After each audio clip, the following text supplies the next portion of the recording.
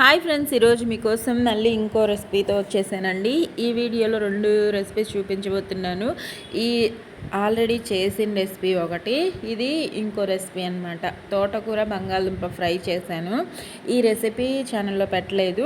తోటకూర పప్పు ఆల్రెడీ చేశాను, ఆ వీడియో కూడా అప్లోడ్ చేస్తున్నాను ఇంకొకసారి. దీంట్లో సైడ్ కాంబినేషన్గా చేశాను అనమాట. ఈ రెసిపీ చూసేద్దాము ఎలా చేశానో. ఈ మధ్య నాకు కొన్ని ఇబ్బందుల వల్ల వీడియోస్ పెట్టలేకపోయాను. మళ్ళీ యథావిధిగా అప్లోడ్ చేస్తూ ఉంటాను. ట్రై చేస్తూ ఉండండి. నేను ఇప్పుడు చూపిస్తాను మీకు. ఈ ఒక్క కట్ట తోటకూర అనమాట. ఒక కట్ట తోటకూరతోటి 2 రెసిపీస్ చేశాను అనమాట. హాఫ్ కట్ట తోటకూర తీసుకొని బంగాళదుంప ఒకటి ఫ్రై చేసుకుంటున్నాను, 2 కలిపి. ఈ ఫ్రై మీరు చేసుంటే కామెంట్స్లో పెట్టండి, తెలుసున్నా చేసున్నా. నేను మాత్రం ఇప్పుడు మీకు చూపిస్తాను వీడియోలో ఎలా చేయాలో. మీకు నచ్చితే ట్రై చేసి లైక్ చేయండి, షేర్ చేయండి యూస్ఫుల్గా అనిపిస్తే. ఓకేనా ఫ్రెండ్స్? ఇప్పుడు ఇంగ్రీడియంట్స్ చూపించేశాను కదా, ప్రాసెస్లోకి వెళ్ళిపోదాము. కళాయి పెట్టేసుకొని ఆయిల్ వేసుకుంటున్నాను. బంగాళదుంపని ఉడికించిన అవసరం లేదు, చిన్న చిన్న పీసెస్ కట్ చేసుకున్నాను. ఒక్క ఉల్లిపాయ సరిపోతుంది, మీడియం సైజు ఒక్క ఉల్లిపాయ, ఒక్క బంగాళదుంప పెద్ద సైజు తీసుకున్నాను, సరిపోతుంది. చిన్న చిన్న పీసెస్ చేసేసుకొని ముందుగా అయితే ఉల్లిపాయలు బంగాళదుంప వేసేసుకున్నాను కళాయిలో. ఇంకా మొత్తంగా వేసుకొని దాంతోపాటు మనం వేయాల్సిన ఇంగ్రీడియంట్స్ ఫ్రైలో యాజ్ యూజువల్గా వేస్తూ ఉంటాం కదా. తాలింపు గింజలు 1 స్పూను, జీలకర్ర ఒక 1 స్పూను, అవి కూడా వేసుకొని చక్కగా ఫ్రై చేసేసుకుందాము. లో టు మీడియంలో మార్చుకుంటూ చేసుకోండి, హైలో పెట్టకండి, అడుగు పట్టేసి మాడిపోయే ఛాన్సెస్ ఉంటుంది కాబట్టి. తాలింపు గింజలు 1 స్పూను చెప్పాను కదా. జీలకర్ర మాత్రం మీకు నచ్చితేనే వేసుకోండి, మన పొట్టలో అరుగుదలకి చాలా యూజ్ఫుల్గా ఉంటుందని చెప్పి నేను అన్ని రెసిపీస్లో వేస్తూ ఉంటానన్నమాట. బంగాళదుంప చాలా త్వరగా కుక్ అవుతుంది. ఇది కాస్త ఉడుకు పట్టింది అని మనకు అర్థమైనప్పుడు ముందుగా ఇవి ఫ్రై చేసి పెట్టుకోవాలి. ఆకుకూరతో పాటు ఫ్రై చేసామంటే మెత్తగా అయిపోతుంది, బంగాళదుంప ఉడికిపోయి మరీ మ్యాష్ అయిపోతుంది. అలా అవ్వకుండా పీసెస్లా కనిపించాలని చెప్పి ముందుగా అయితే బంగాళదుంపని ఫ్రై చేసుకుంటున్నాను అనమాట. నీట్గా ఫ్రై చేసేసుకొని పక్కకు తీసి పెట్టేసుకుంటున్నాను. కాస్త ఉడకనివ్వాలి. అంటే లైట్గా మగ్గితే సరిపోతుంది, ఉడకడం అంటే మెత్తగా అవసరం లేదు. ఇంకా అవి పక్కకు తీసుకొని అదే కళాయిలో ఆకుకూరని 3 టైమ్స్ వాష్ చేసేసుకొని వేసుకుందాము. ఈ ఫ్రై చాలా బాగా వచ్చిందండి, నేను చెప్పడం కాదు. మనకి వెజిటేబుల్స్తో పాటు ఆకుకూరలు అదే ఆలుతో పాటు ఆకుకూరలు, పాలకూర మ్యాక్సిమం చేస్తూ ఉంటారు చాలామంది. తోటకూర కూడా ఇలా ఒకసారి ట్రై చేయండి, సూపర్గా ఉంటుంది. ఇంకా మన ఆకుకూర వేసాక మాత్రం మీడియంలోకి మార్చుకొని వాటర్ ఊరుతాయి కదా, ఆ వాటర్ ఊరి తోటకూర చక్కగా ఫ్రై అయ్యేంతసేపు ఫ్రై చేసేసుకుందాం. బాగా ఫ్రై అయ్యింది అనుకున్న సాల్ట్ వేసుకోవాలి. బంగాళదుంపలో సాల్ట్ వేసామంటే అది మెత్తగా అయిపోతుందని వేయలేదు. కర్రీకి సరిపడా ఇప్పుడే వేసేసుకున్నాను, ఒక 1/2 స్పూన్ దాకా వేసాను. ఆకుకూరల్లో ఎప్పుడైనా సరే ఎక్కువగా వేసుకోవద్దండి. ఇంకా పక్కనే చిప్స్లు కూడా ఫ్రై చేసేసుకుంటున్నాను. పప్పు చేస్తున్నాను కాబట్టి ఈ 2 రెసిపీస్లు మా పిల్లలు ఒకవేళ ఈ తోటకూరది తినరు అనుకుంటే ఇవి తింటారని చెప్పి చిప్స్లు కూడా ఫ్రై చేసి పెడుతున్నాను అనమాట, వాళ్ళకి నచ్చినట్లు. ఇంకా అవి కూడా ఫ్రై చేసేసుకొని ఈలోపు మన తోటకూర కూడా చక్కగా మగ్గుంటుంది. నేను లో ఫ్లేమ్లోనే మగ్గిస్తాను, ఎందుకంటే తోటకూర మగ్గుతుంది. మూత మాత్రం పెట్టకండి, గ్రీన్ కలర్ పోతుంది. ఏ ఆకుకూర ఉడికించేటప్పుడైనా సరే మూత పెట్టకండి. ఇంకా అది బాగా మగ్గిపోయింది తోటకూర అయితే. దానిలోనే ఇప్పుడు మనం ఫ్రై చేసి పెట్టుకున్నాం కదా ఉల్లిపాయలు బంగాళదుంప, అవి కూడా వేసుకొని చక్కగా మిక్స్ చేసేసుకుందాం. చూడండి, వాటర్ అంతా వెళ్ళిపోయింది తోటకూరలో.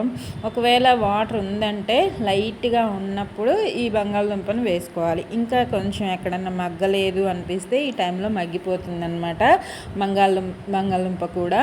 ఇంకా పసుపు కూడా ఒక హాఫ్ స్పూన్ దాకా వేసేసుకుంటున్నాను. పసుపు కూడా వేసేసుకొని ఆల్రెడీ మనం సాల్ట్ వేసుకున్నాం కాబట్టి ఒకవేళ సరిపోలేదు అనిపిస్తే చెక్ చేసుకొని వేసుకోండి. ఒక్కసారి మిక్స్ చేసుకొని మూత పెట్టి లో ఫ్లేమ్లో మగ్గించుకోండి.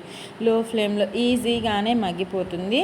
కాస్త మగ్గింది అనుకున్న తర్వాత దీంట్లో నేను అల్లం వెల్లుల్లి పేస్ట్ వేస్తున్నాను. ఈ ఫ్లేవర్ చాలా బాగుంటుందండి. అది కూడా ఒక పావు స్పూన్ వేసుకుంటాను. పావు స్పూన్ వేసుకొని చక్కగా పచ్చివాసన పోయేంతసేపు లో ఫ్లేమ్లోనే ఫ్రై చేసేసుకుంటే మనకి టేస్ట్ ఫ్లేవరు రెండు బాగుంటాయి. తినేటప్పుడు చాలా యమ్మీగా అనిపిస్తుంది అనమాట. ఇలా వేసుకొని మీరు ట్రై చేయండి.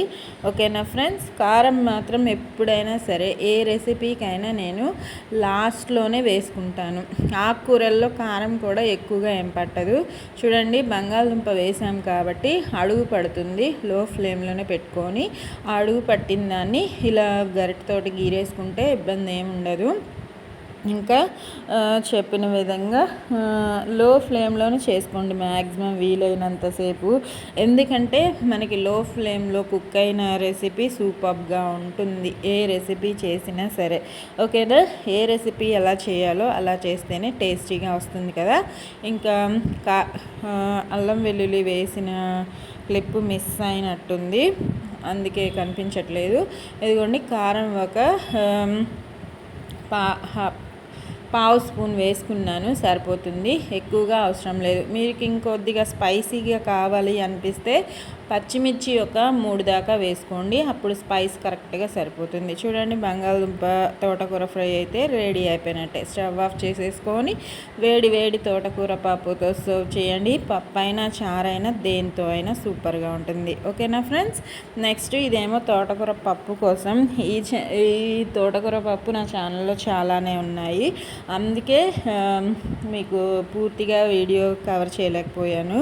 కందిపప్పు ఎక్కువ వేసాను అనమాట. 3 కప్పుల కందిపప్పు, అదే టీ గ్లాసెస్తో. తోటకూర హాఫ్ కట్ట, 5 టొమాటోస్ వేసాను, 3 టీ గ్లాసులు వేసాను కాబట్టి అవన్నీ వేసుకొని ఒక ఉల్లిపాయ, కొత్తిమీర కూడా దీనిలోనే ఉడికించుకునేటప్పుడు వేసామంటే ఫ్లేవర్ఫుల్గా వస్తుంది. చింతపండు ఒక 1 ఇంచ్ అంత ముక్క వేసుకోండి, సరిపోతుంది. చూడండి, బాగా ఉడికిపోయిన ఈ తోటకూర మిశ్రమంలో పప్పులో ఉప్పు సరిపడా వేసేసుకొని చక్కగా రుబ్బి తాలింపు వేసుకుంటే టేస్టీ తోటకూర పప్పు కూడా రెడీ అయిపోయినట్టే. అంటే బంగాళదుంప తోటకూర ఫ్రై కాంబినేషన్గా ఈ పప్పుకి సైడ్ చేశాను అనమాట. చాలా బాగుంటుంది, ట్రై చేయండి. ఈ రెండు కలిపి తింటే, దానికి పక్కన ఇంకొంచెం పచ్చడి ఉందంటే నోట్లో నీళ్ళు వచ్చేస్తాయి కదా, టేస్ట్ కూడా అంతే బాగుంటుంది. ఇంక పప్పు అయితే రుబ్బేసుకున్నాను, రుబ్బి తాలింపు వేసుకోవడమే. ఎప్పుడైనా మనకి నచ్చిన వంటలు నచ్చిన విధంగా చేసుకొని ఆరోగ్యంగా తింటూ సంతోషంగా ఉండాలి. మనకి ఎంత కష్టపడినా మన తినడం కోసమే కదండి. మా డాడీ చెప్పేవారు, కోటి విద్యలు కూటి కొరకే అని చెప్పేవారు అనమాట. అప్పట్లో సామెతలు చెప్పేవాళ్ళు పేరెంట్స్ కూడా. ఇప్పట్లో మనకి చాలా వరకు తెలియదు కదా, వాటిని ఫాలో అవ్వడం తప్ప. ఇదిగోండి, ఇంకా తాలింపులో అయితే వెల్లుల్లి దంచి క్రష్ చేసినట్టు వేసేసుకుంటున్నాను.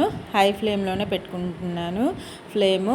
ఇంకా ఇవి కాస్త ఫ్రై అయిన తర్వాత ఆవాలు జీలకర్ర 1 స్పూన్ వేసేసుకొని, చిన్న స్పూన్తోనే వేస్తాను, 1 స్పూన్ వేసుకొని ఇవి ఫ్రై అయిన తర్వాత ఎండుమిర్చి నచ్చితేనే వేసుకోండి. ఎందుకంటే పచ్చిమిర్చి ఎక్కువ వేసాను, స్పైసీగా అనిపించినప్పుడు మాత్రం ఎండుమిర్చి వేయను. కరివేపాకు మీకు తెలిసిన విషయమే కదా, లాస్ట్లో వేసుకుంటాను. ఇంకా ఇవి ఫ్రై అయిపోయాయి, స్టవ్ ఆఫ్ చేసేసుకోవడమే. స్పైసీగా లేదు అనుకుంటే ఎండుమిర్చి కూడా వేసేసుకొని చక్కగా మిక్స్ చేసుకొని వేడి వేడి తోటకూర పప్పులో మిక్స్ చేసుకొని హ్యాపీగా ఎంజాయ్ చేసేయడమే. నా వీక్లీ రెసిపీస్ కూడా వస్తాయి. ఇంకా నాకు కొద్దిగా ఇబ్బంది వల్ల పెట్టలేకపోయాను ఫుల్ వీడియోస్. నన్ను సపోర్ట్ చేయండి ఫ్రెండ్స్. వీడియోస్ మాత్రం నాకైతే ఆపడం ఇష్టం లేదు, కొన్ని కారణాల వల్ల ఆపాల్సి వచ్చిందనమాట. ఓకేనా. నా పప్పు అయితే సూపర్గా రెడీ అయిపోయింది. చూడండి దగ్గర నుంచి కలర్ఫుల్గా ఉంది, టేస్ట్ కూడా అంతే బాగుంటుంది. ఓకేనా ఫ్రెండ్స్, నచ్చితే లైక్ చేయండి, యూస్ఫుల్గా ఉంటే మీ ఫ్రెండ్స్ అండ్ ఫ్యామిలీ మెంబర్స్కి షేర్ చేయండి. ఇంకా మరిన్ని వీడియోస్ వంటలు మీకోసం ట్రై చేస్తూ వీడియోలో అప్లోడ్ చేస్తూ ఉంటాను. Thank you for watching friends.